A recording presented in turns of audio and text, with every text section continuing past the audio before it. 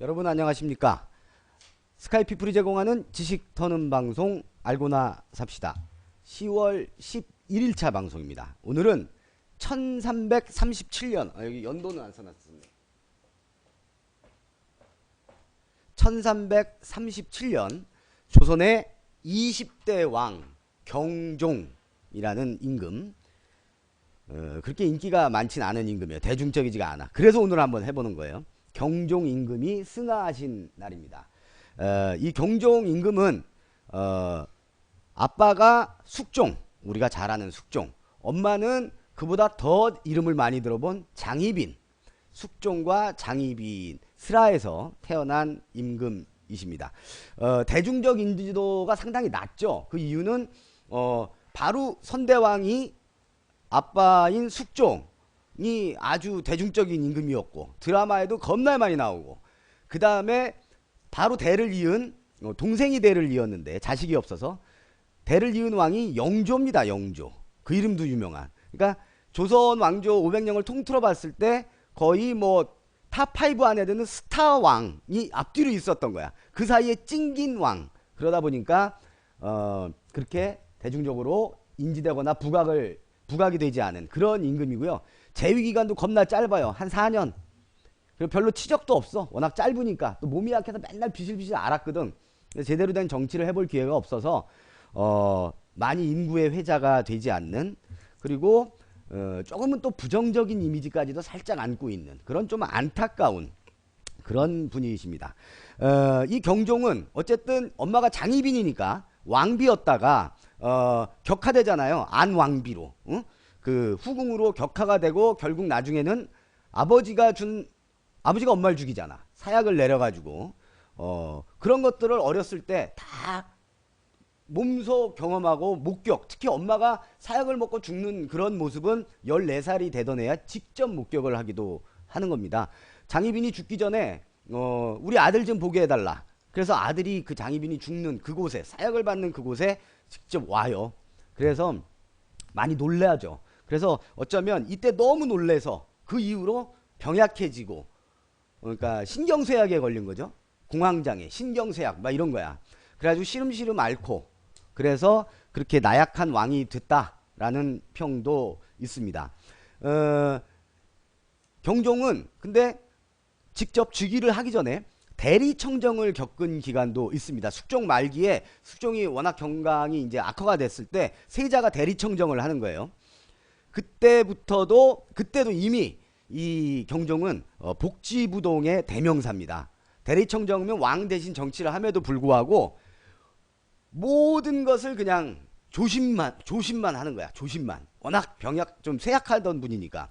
그래서 특히 이때 대리청정을 세자를 대리청정을 시켜야 된다라고 주장을 했던 세력이 당시에 노론 세력이었는데, 이 노론은 경종이 탐탁치가 않았어요. 경종은 남인, 노론하고 반대파에 있는 남인, 소론 이쪽이 경종의 후원자였거든요. 그쪽, 특히 남인 이쪽이 이제 장희빈과 결탁을 했던 세력이기 때문에 노론이 경종을 탐탁치 않게 여겼어. 그래서 오히려 근데 노론이 대리청정을 하게, 수렴청정이 아니지, 대리청정이지. 수렴청정은 이거 아줌마들이 발쳐놓고 하는 거고, 대리청정을 하도록 오히려 숙종에게 요청을 했다고 하는데, 그 이유는 틀림없이 대리청정 하다가 큰 실수를 하나 저지를 거다. 그럼 그때 폐위시켜버리자 아예. 뭐 요런 그 작전이 있었기 때문에 오히려 반대파가 대리청정을 하도록 추대를 해준 그런 일이 있습니다. 이 대리청정을 할 때 기록에 보면 이렇게 되어 있습니다. 제가 또 이거 요번에 처음 찾아본 건데, 경종은 항상 이런 얘기만 했다고 해요. 아랜대로 하라. 따르지 않겠다. 유의하겠다. 특히 유의하겠다라는 말을 너무 많이 했대. 아랜대로 하거라 하고 유의하겠다는 말만 한 거야. 그러니까 대리청정을 하니까 신하들이 뭐 요번에 삼남지방에 흉년이 들어서 구율미를 이렇게 풀도록 하겠습니다. 그러면 아랜대로 하라. 또 어느 지방에 누가 무슨 죄를 지어서 곤장을 쳤는데 그게 과하니까 누명을 쓴 것 같으니까 신원을 복원해 주겠습니다. 아랜대로 하라. 뭐 이렇게만 했다는 거죠. 그래서 반대파에 있던 그 노론 대신들이 하도 유의하겠다 아랜대로 하거라라고 하니까 어느 날은 어전에서 짜증을 내면서 그 유의하겠다는 말 좀 그만해요 저하. 뭔 말만 하면 유의하겠다고 하셔. 어떡하라는 거요? 그랬는데 그 질책에도 경종은 이렇게 대답했다고 합니다. 유의하겠다. 그만큼 경종은 물론 심성이 심약한 것도 있겠지만 정치적으로 봤을 때 기반도 약하고 본인이 어떤 형태든 백척간두에 서 있다 라고 느낀 거예요. 그러니까 조금의 실수도 하지 않겠다. 나를 폐위시키려고 하는 노론이 득세를 하고 있는 이 상황에서는 조금도 뭐라 그럴까, 모난정이 모난정이 망치 먼저, 아니 모난 튀어난 못이 이거 먼저 맞는다고 나서지 않겠다. 예, 아주 최고조를 달했던 거죠. 그러다 보니 당연히 재위 기간 동안에는 뭐 또 마찬가지로 아까도 말씀드렸지만 큰 치적은 없습니다. 4년 재위를 하는 동안에 자식이 없어요. 그래가지고 이복 동생인 연인군을 세제, 우리가 몇 번 했어요. 세자 세제, 이 세제로 책봉을 합니다. 그래서 이 연인군이 나중에 영조 대왕이 되는 거죠. 그런데 이 연인군이 세제로 책봉이 됐을 때, 그러니까 경종은 이렇게 보시면 돼요. 자, 지금 현 왕인 경종이 있고 배다른 동생인 연인군이 있어. 잘 안 보여. 그런데 후원 세력들이 다 달라. 경종은 소론이 베이스고 연인군은 노론이 베이스다.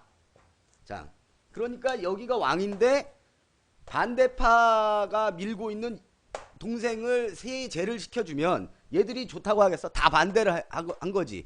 세제가 되고 나서도 폐위하라는 요구를 계속합니다. 그런데 그 형제로서의 우애는 좋았던 모양이에요. 그래서 연인군을 끝까지 사실은 지켜줍니다. 정적이에요. 정적임에도 불구하고 경종은 연인군을 끝까지 지켜주죠.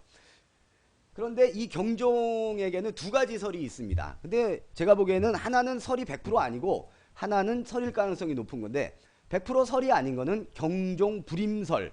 그러니까 경종이 발기불능이라는 얘기도 기록에 나와 있고요. 고자다. 아이를 낳을 수 없다. 씨가 없다고 그래요. 특히 이 동생인 연인군을 세제로 책봉할 때 우리 조선은 그 명나라에게, 그 중국에게 항상 세자나 뭐 이런 거 책봉할 때 저거를 받잖아요. 명나라, 청나라 얘네들한테 고명을 받잖아. 그러니까 무슨 허락서 같은 걸 받는단 말이야. 그래서 대신들이 가서 요번에 누구를 세자로 할게요, 세제로 할게요. 그럼 황제 사인을 받아야 된단 말이야.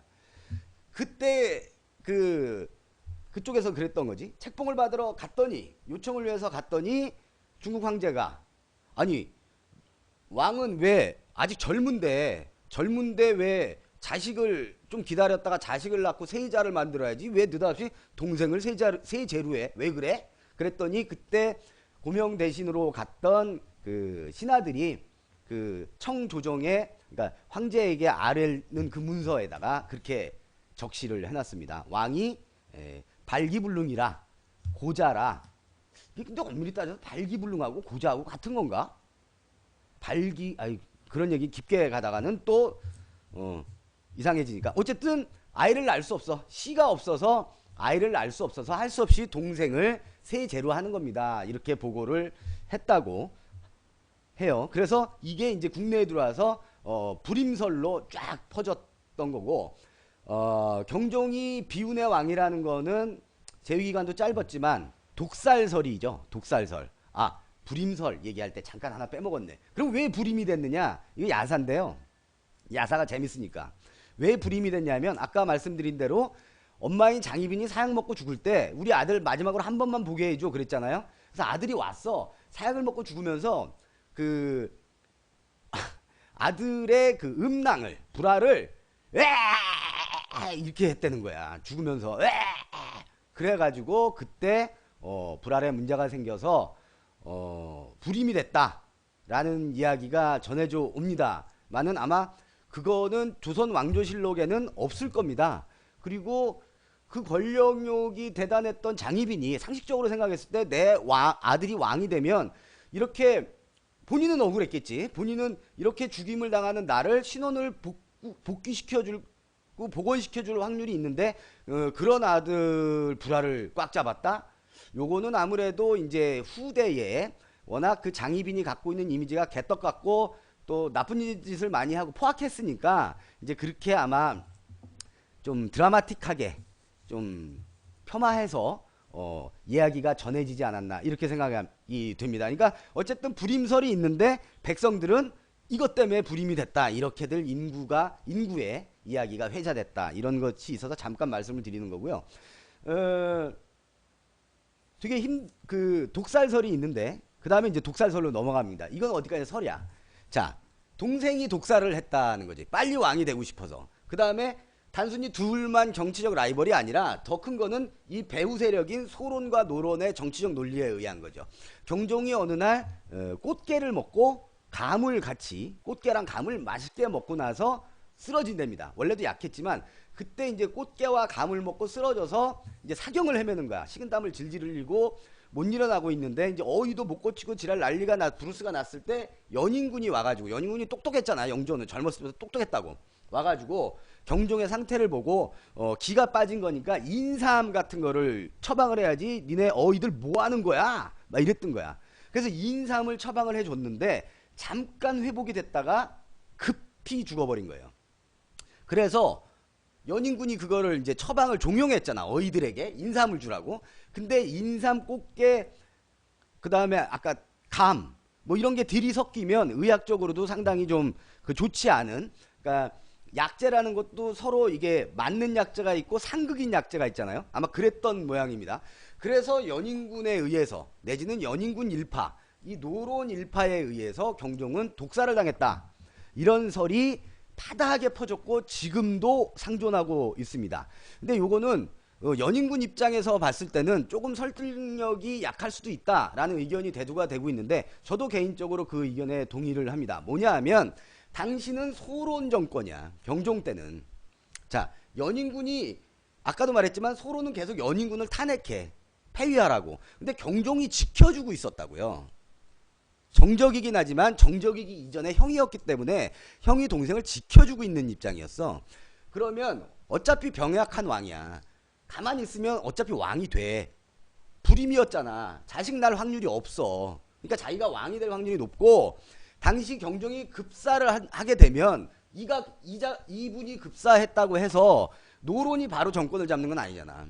그러면 소론 정권은 그대로 유지가 돼 있는 상황에서 자기가 왕위를 즉위해서 왕위를 이어나가는 게 얼마나 어렵겠어요. 근데 굳이 경종을 빨리 죽일 이유는 없었다라는 게 좀 더 정황상 설득력이 있는 겁니다. 근데 이제 아무래도 독살설은 그 이후에 실각을 한 이 소론에 의해서 결국 연인군이 왕이 되고 나중에는 노론이 집권을 하거든요. 그리고 이제 소론이 실각을 하게 되는데 이들에 의해서 퍼져나간 그런 얘기죠. 그런 얘기가 이제 지배적이었고 이게 재밌잖아. 근데 독살됐다 그래야 좀 더 말을 전하기도 편하고 극적이잖아요. 그래서 이 이야기가 독살설이 좀 더 임팩트 있게 우리 기억에는 남는 그런 이야기로 그렇게 생각을 하시면 되겠습니다. 어쨌든 경종은 대중적 인기와는 거리가 멀고 인지도도 낮은 경종을 오늘 한번 그래서 얘기를 해본 거예요. 경종은 앞뒤에 스타왕을 끼고 있었기 때문에 참 비운의 왕이다. 그리고 말씀드렸듯이 재위기간이 짧다고 그랬잖아요. 세자가 된 그 세자 기간은 최장수랍니다. 조선에서.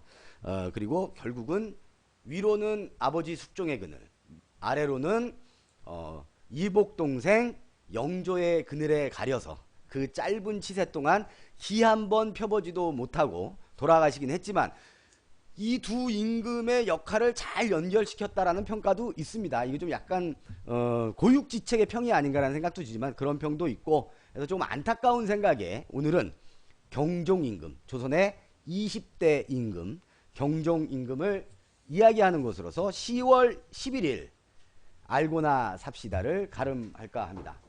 1337년 양력 10월 11일입니다. 양력, 음력으로는 8월 25일. 오늘은 조선에서 가장 짧게 왕위에 있었던 20대 왕, 비운의 왕 경종이 승하하신 날입니다. 잠시 후에 부록방송 이딴 생각 저딴 생각 이어드리겠습니다. 고맙습니다.